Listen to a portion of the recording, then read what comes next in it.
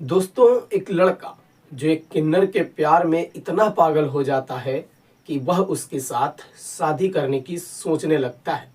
और एक दिन वह लड़का उस किन्नर को प्रपोज भी कर देता है और वो किन्नर जो थी वो उस लड़के का प्रपोजल एक्सेप्ट कर लेती है।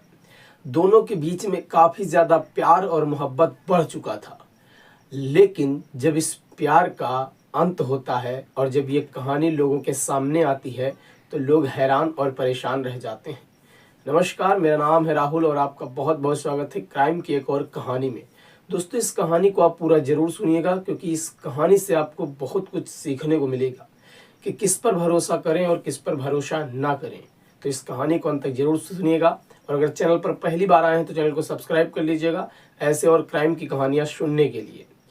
दोस्तों, ये कहानी है बिहार के एक लड़के की जो किन्नर होती है उसके प्यार में पड़ जाता है और उस किन्नर से वो इतना प्यार करने लगता है कि वह उसे प्रपोज कर देता है और किन्नर उसके प्यार को एक्सेप्ट भी कर लेती है।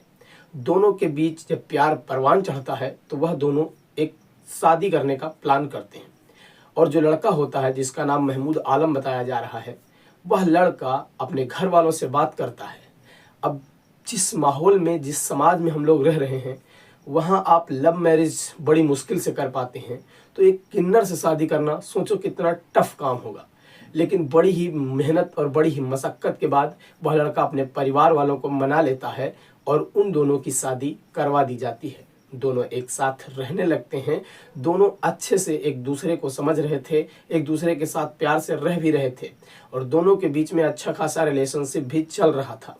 लेकिन एक दिन अचानक कुछ ऐसा होता है जिसे जानकर उनके घर वाले और उसके पड़ोसी, उसके रिश्तेदार और वहाँ के जो आसपास के लोग थे वो सब हैरान और परेशान रह जाते हैं। अभी जल्दी ही बात है, इनकी शादी को लगभग 10 साल हो चुके थे। तो एक दिन वो जो महमूद आलम होता है, उस लड़के की लाश उस लड़के के घर से बरामद होती है।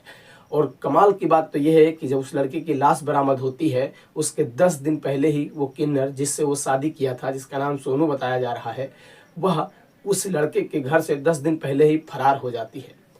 कहने का मतलब यह है कि लड़का कुछ भी बर्दाश्त कर सकता है लेकिन प्यार में खाया हुआ धोखा कभी नहीं बर्दाश्त कर सकता है। अब जो महमूद आलम के भाई साहब हैं, उनका कहना यह है कि इसकी हत्या में हो न हो पूरा हाथ उस किन्नर यानी सोनू का है। दोस्तों, इस कहानी में अब पुलिस अपने तरीके से छानबीन करना चालू कर चुकी है। अब आगे क्या निकल कर आता है ये तो देखने वाली बात होगी। इसमें लोगों का मानना यह भी है कि जहां से उस लड़के की लाश बरामद हुई है तो उसको देखकर ये अंदाजा लगाया जा रहा है कि लड़का खुदकुशी तो नहीं किया है, क्योंकि उसकी लाश जिस ऊंचाई पर पाई गई है घर में, उस ऊंचाई पर कोई खुदकुशी करके ऊपर तो नहीं चढ़ सकता है। यानी ऐसा सुनने में आ रहा है, ऐसा समझने में लग रहा है लोगों को कि उसको मार कर वहां पर रखा गया है।